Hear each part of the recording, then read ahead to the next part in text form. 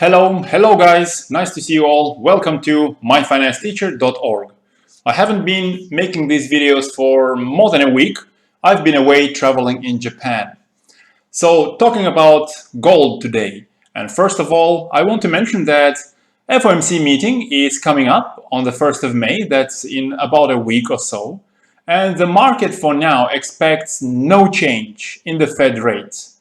99% certainty is the extent to which the market is sure that there will be no change in the rates. And the remaining 1% probability, according to the opinion of the market, is for a decline in interest rates rather than an increase in interest rates. So that's the outlook going into the FOMC meeting on the 1st of May. Let's have a look at what we see on the charts for both the US dollar and, more interestingly, gold. So stay tuned for that. Looking at US dollar first, since the middle of January, we have been in one of these intermediate cycles, which last for about half a year or so.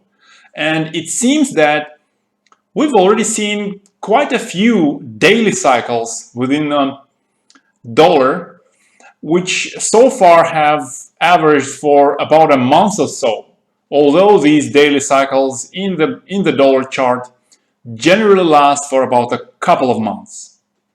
So the ongoing cycle might actually turn out to be of an average duration of about a couple of months.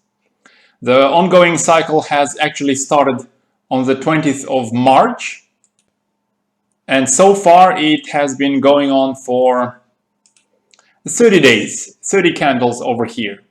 So that's about a month or so. And we don't see any low for this cycle, which means by the time we do see a discernible low, maybe somewhere close to this 200-day moving average, we already might be close to a normal duration of, well, let's say a couple of months for these cycles. So what do I expect on the US dollar?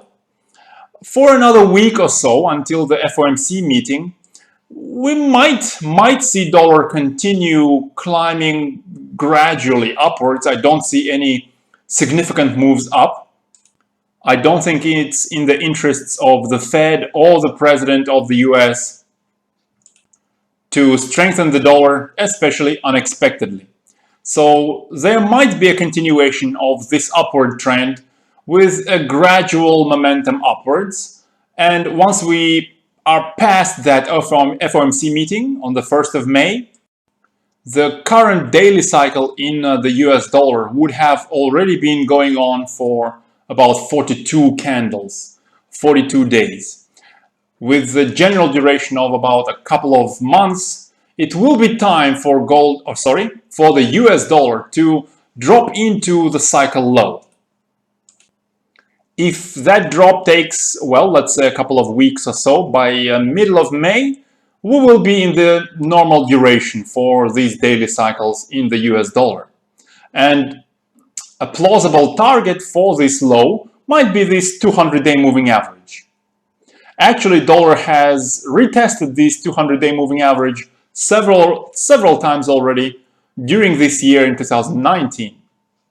And generally in technical analysis, whenever a price retests a given level several times, it usually indicates that there's a greater probability for price to break above or break below the level that it's testing. So given that the US dollar has already tagged the 100-day moving average several times this year, it might do that again sometime in the middle of May.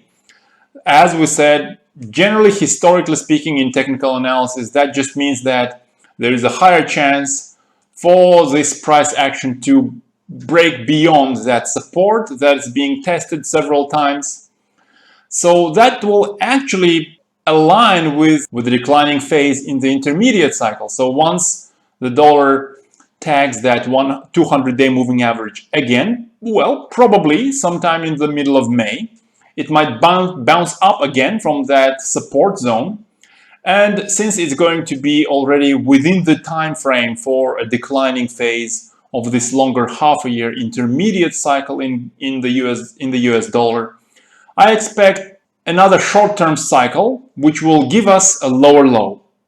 Very often these declining phases in half-a-year intermediate cycles are also accompanied by a formation where a short-term daily cycle gives us a lower low. So we might see something like this on the charts, and that would actually give us a normal duration for this intermediate cycle low of around half a year, since middle of January, probably into, well, that's actually a little bit too short of a daily cycle in gold, probably into June, July, something like that. To be honest, I'm more interested in gold than the US dollar. I don't actually trade the Forex currencies.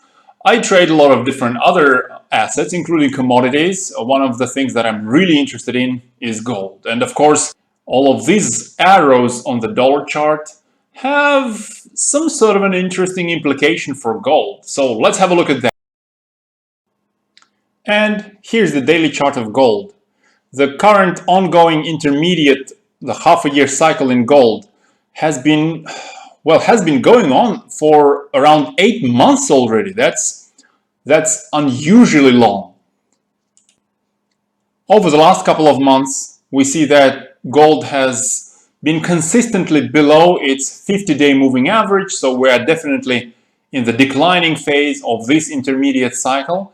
And the interesting part, the good news, is that I think in a short while, probably sometime in early May, we will finally see the low for this intermediate cycle, and it will be time to grab this cup by the handle and scoop some miners into our portfolio. Yes. What the hell is this guy talking about? Well, I'm talking about the cup and handle formation, which we've mentioned already several times over the last several weeks. Let's make it a bit more distinct. So this cup and the handle forming something like that. Let's take a somewhat of a parallel channel, form some sort of a handle over here. If I'm a little bit more optimistic with a lower range of that channel, then I would see that it's not that far from the 200-day moving average. If I add the Fibonacci retracement numbers on the chart, let's see what they show. I will again see that 50 to 62% retracement, which is a very common thing, is also somewhere around that 200-day moving average. So it's just that there are so many indicators pointing to this price range between 1250, 1265. A lot of indicators on the chart show that that might be a low for the end of the ongoing intermediate cycle. Unless, of course, something completely unexpected happens and we break below that 62% retracement. Break below, say, 1240. I don't really expect that to happen. But in the meantime, I do expect that gold might probably continue this downward channel until, well, probably the FOMC meeting. So we still have just another several days for this intermediate cycle low to play out. So to be honest, I think investors' strategy, our strategy, my strategy over the next week or two should be very, very slow, gradual, very small accumulations, possibly, of some gold or gold miners, with heavier purchases somewhere around that support zone, 200-day moving average, and maybe slightly below that at about 1250. Of course, as I mentioned in one of my previous videos, after that recent low in early April, and when price of gold started to increase sort of considerably or somewhat considerably, I was concerned that that was a little bit of a lower low that we are expecting. And I was also concerned that that handle formation had already finished somewhere around there, and gold was ready to explode. Although there wasn't much chance of that happening. So as I mentioned in one of my previous videos, I already allocated, I think, around 10% only of the cash that I plan to use for gold and gold-related assets to GDX. But I still have a lot of dry powder left, a lot of cash left, over around 90% of the cash that I plan to spend on GDX and other related assets, GLD possibly.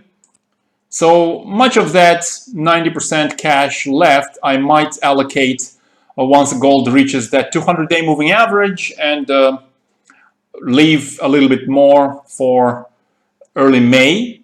See what gold does around that time after the FOMC meeting.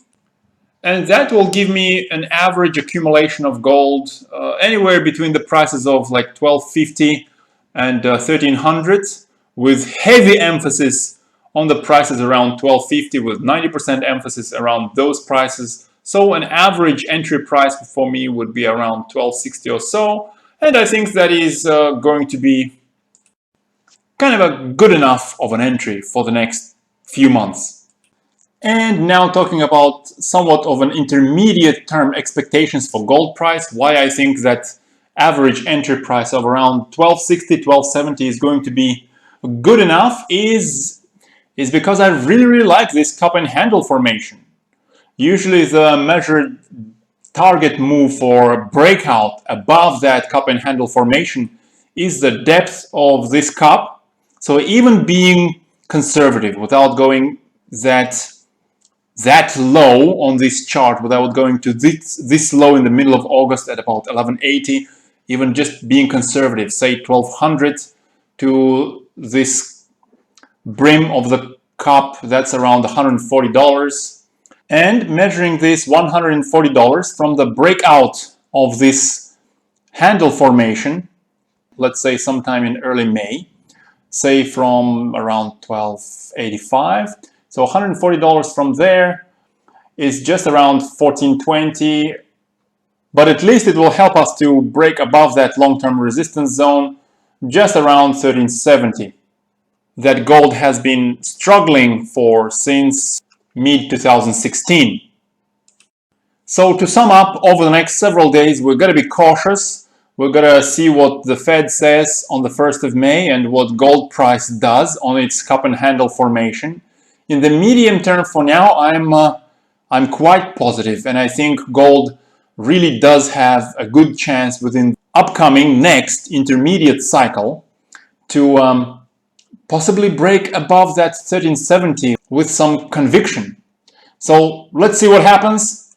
I'm signing out, and it's time for you to hit that like button. Comments under the video are always welcome, and good luck in your trades.